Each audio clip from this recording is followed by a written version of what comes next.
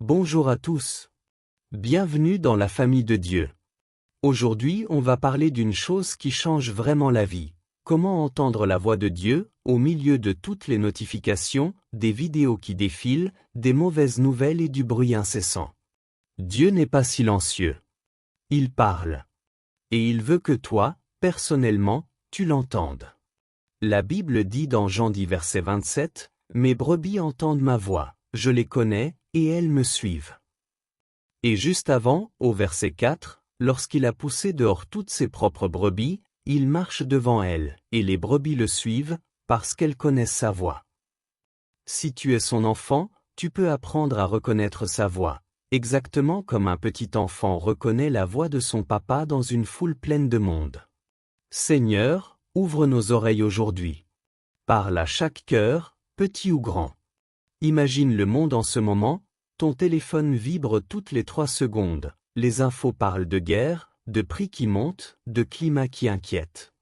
Et pourtant Dieu promet quelque chose de très précis dans Ésaïe 30 verset 21, « Tes oreilles entendront derrière toi ces paroles, voici le chemin, marchez-y. » Il dit aussi dans Psaume 46 verset 11, « Arrêtez, et sachez que je suis Dieu. » Et dans Ésaïe 55 verset 3, « Prêtez l'oreille, et venez à moi, écoutez, et votre âme vivra. » C'est urgent d'entendre sa voix maintenant, parce que c'est elle qui nous donne la bonne direction pour les choix importants. Quel métier choisir, quelle amitié garder, comment gérer la fatigue quand on est parent, comment trouver la paix quand on se sent seul à la retraite.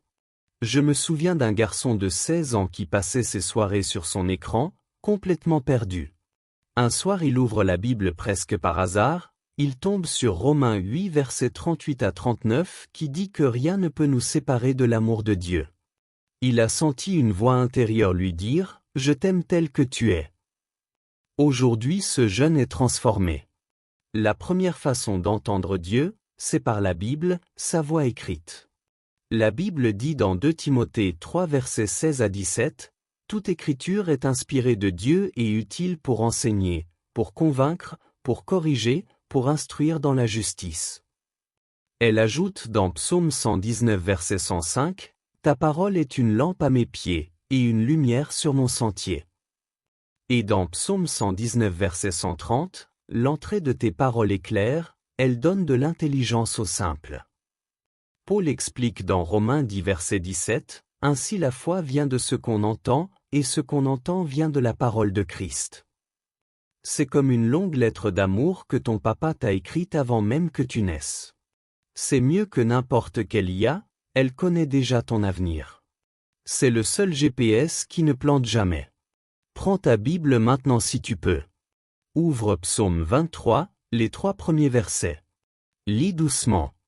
Et pose-toi 3 petites questions. Qu'est-ce que ce texte me dit sur Dieu? Qu'est-ce qu'il me dit sur moi? Qu'est-ce que je dois faire aujourd'hui à cause de ça?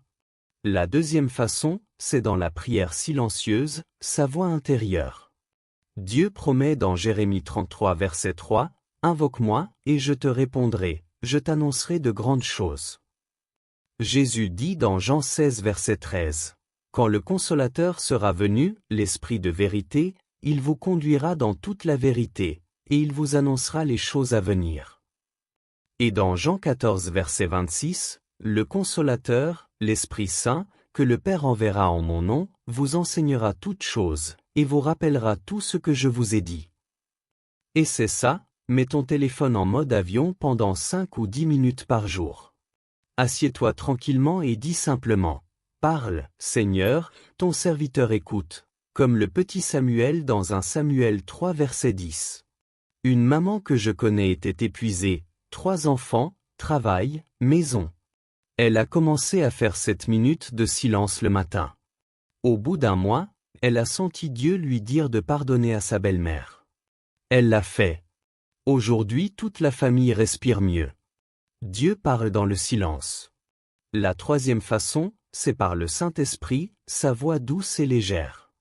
Souvenez-vous de l'histoire d'Élie dans 1 Roi 19 versets 11 à 12.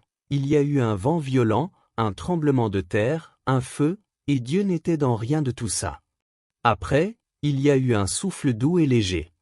C'est là que Dieu était.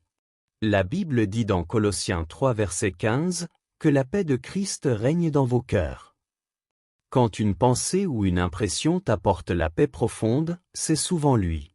Si ça te rend anxieux, orgueilleux ou pressé de te venger, ce n'est probablement pas sa voix. La quatrième façon, c'est à travers les circonstances, les portes qu'il ouvre ou qu'il ferme. Il dit dans Apocalypse 3 verset 8, « Voici, j'ai mis devant toi une porte ouverte, que personne ne peut fermer. » Et dans Proverbes 3 versets 5 à 6, « Confie-toi en l'Éternel de tout ton cœur. Il aplanira tes sentiers. » Parfois tu postules pour un travail, tout se bloque, et puis une autre opportunité arrive de nulle part, comme par miracle. Dieu ferme et ouvre. Mais on vérifie toujours avec la Bible pour être sûr. La cinquième façon, c'est par le conseil des autres croyants. La Bible explique dans Proverbe 11 verset 14, « Là où il n'y a pas de direction, le peuple tombe, le salut est dans la multitude des conseillers. » Et dans Proverbe 15 verset 22, « Les projets échouent, faute de délibération, mais ils réussissent, quand les conseillers sont nombreux. » Parents, écoutez parfois vos ados, ils entendent des choses qu'on n'entend plus. Jeunes, parlez à un pasteur, à un animateur de groupe, à une personne mature. On s'aide ensemble. La sixième façon, c'est parfois dans les rêves, les visions ou les impressions fortes.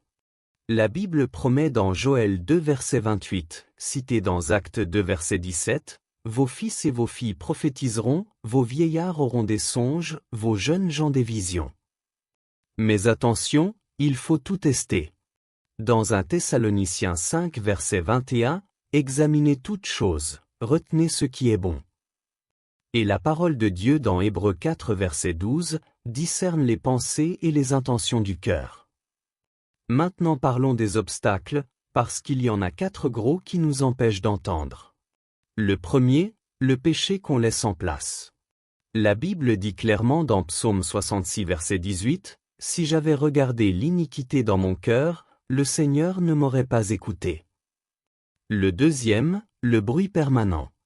Dieu dit dans Psaume 46 verset 11, « Arrêtez, et sachez que je suis Dieu. » Et Jésus ajoute dans Marc 4 verset 24, « Prenez garde à ce que vous entendez. On vous mesurera avec la mesure dont vous vous serez servi. » Le troisième, le doute. Dans Jacques 1 verset 6 à 7, « Celui qui doute est semblable au flot de la mer, agité par le vent et jeté de côté et d'autre. » Le quatrième, la peur d'obéir. Mais Jésus dit dans Jean 14 verset 15, « Si vous m'aimez, vous garderez mes commandements. » La bonne nouvelle, chaque matin tu peux prier simplement, « Seigneur, nettoie-moi, calme le bruit autour de moi, parle-moi, et donne-moi le courage d'obéir. » Je connais un ado qui passait des heures sur des jeux vidéo. Il a décidé de remplacer 30 minutes de jeu par 30 minutes avec Dieu. En 3 mois ses notes sont montées, son angoisse a baissé, et il dit qu'il sent Dieu lui parler presque tous les jours. Voici une petite routine toute simple pour les 7 prochains jours, que toute la famille peut faire. Jour 1, lire un passage et se poser les 3 questions. Jour 2, 5 minutes de silence, juste écouter. Jour 3, noter dans un carnet ou sur ton téléphone ce que tu penses que Dieu t'a dit. Jour 4. Lire Psaume 37 verset 7, garde le silence devant l'Éternel, et attends-le avec patience, et vraiment attendre. Jour 5. Demander à quelqu'un de confiance, qu'est-ce que tu sens que Dieu dit pour moi?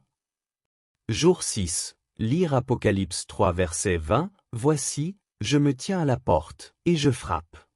Si quelqu'un entend ma voix et ouvre la porte. Et ouvrir vraiment ton cœur. Jour 7. Remercier Dieu pour ce qu'il t'a déjà montré, même les petites choses. Mes amis de tous âges, Dieu veut te parler aujourd'hui. Il est le bon berger. Ses brebis entendent sa voix. Quand tu seras seul dans ta chambre, dis simplement à voix haute. Parle, Seigneur, car ton serviteur écoute, comme dans 1 Samuel 3 verset 10. Seigneur Jésus, je te prie pour chaque personne qui regarde cette vidéo. Parle aux enfants dans leur classe, aux ados quand ils se demandent quel chemin prendre, aux parents quand ils sont fatigués, Aux grands-parents quand ils se sentent oubliés. Toi qui dis dans Matthieu 28 verset 20, « Je suis avec vous tous les jours jusqu'à la fin du monde », parle clairement. Nous voulons t'écouter. Au nom de Jésus, Amen. Si tu décides de faire le défi ce soir, écris simplement en commentaire « J'entends sa voix ». Dieu vous bénisse très fort. À très bientôt.